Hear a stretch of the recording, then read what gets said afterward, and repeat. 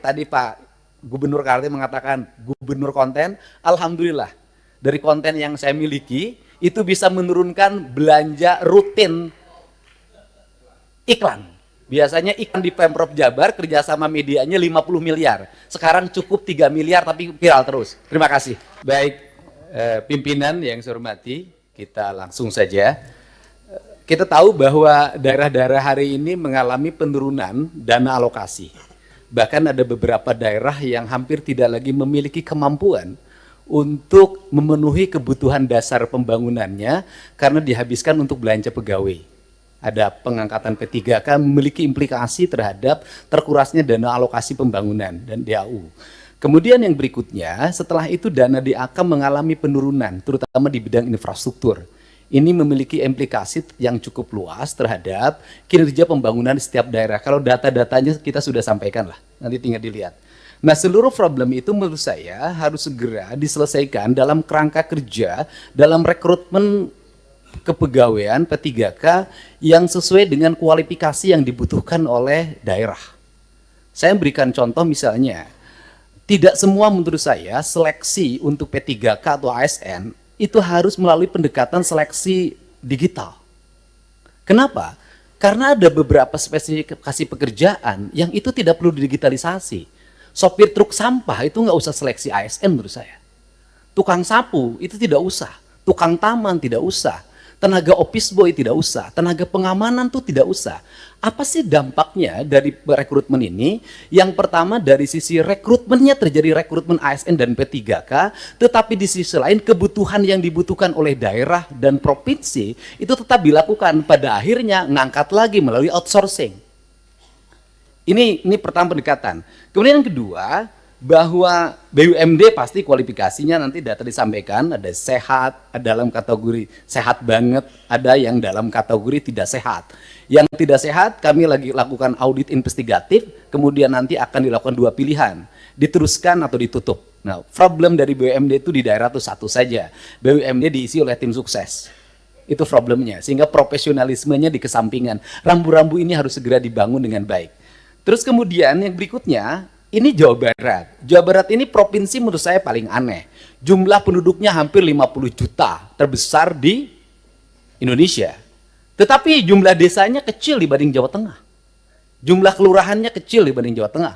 Jumlah kecamatannya kecil dibanding Jawa Tengah. Sehingga desa di Jawa Barat ada yang menanggung penduduk satu desa 150.000.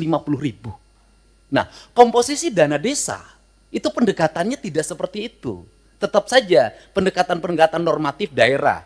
Ini yang harus segera dilakukan evaluasi. Ini. Dan kemudian yang berikutnya adalah sudah juga semestinya Komisi 2 memelopori daerah-daerah desa yang sudah berubah karakternya menjadi kelurahan karena pertumbuhan industri, harus segera dibuat kelurahan tidak desa lagi. Karena pendekatan kewilayahan sudah tidak relevan lagi dengan jumlah penduduk yang tidak monokultur, yang sudah plural.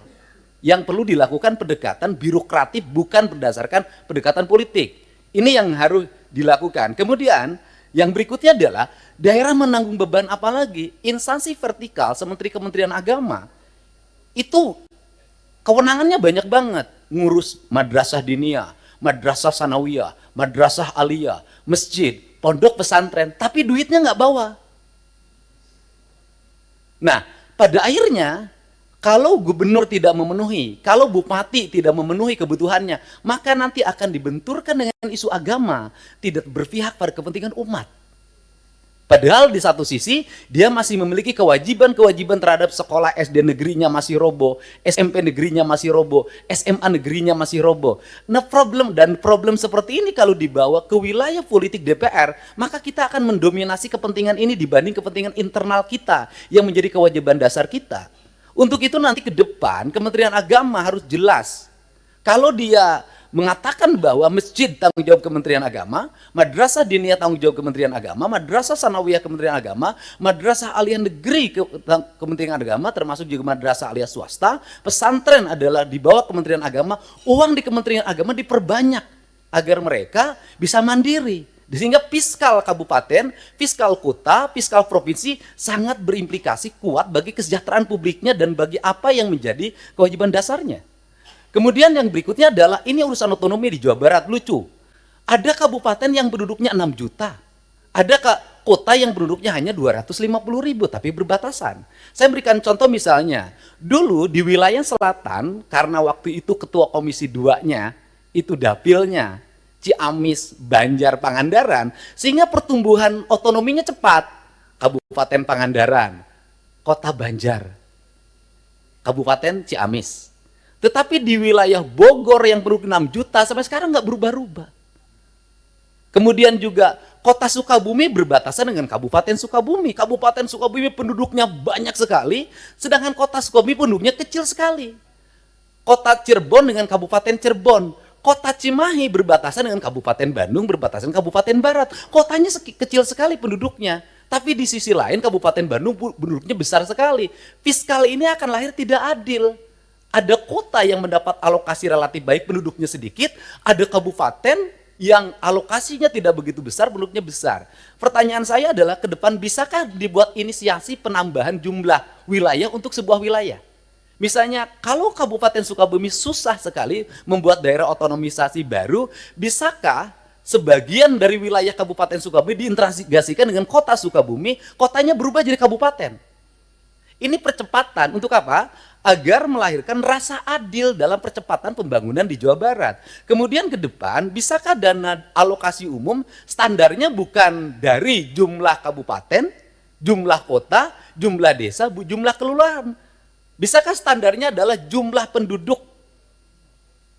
Karena kalau pendekatannya hanya jumlah kota, jumlah kabupaten, jumlah kelurahan, maka Jawa Barat akan di bawah Jawa Tengah secara terus-menerus. Sedangkan beban residu akibat pertumbuhan industri berbatasan dengan ibu kota negara, berbatasan dengan Jakarta, itu memiliki implikasi luas dalam penanganan. Barangkali ini sebagai pengantar dari saya dalam pendekatan-pendekatan ke depan, dan ini amanah dari teman-teman di daerah.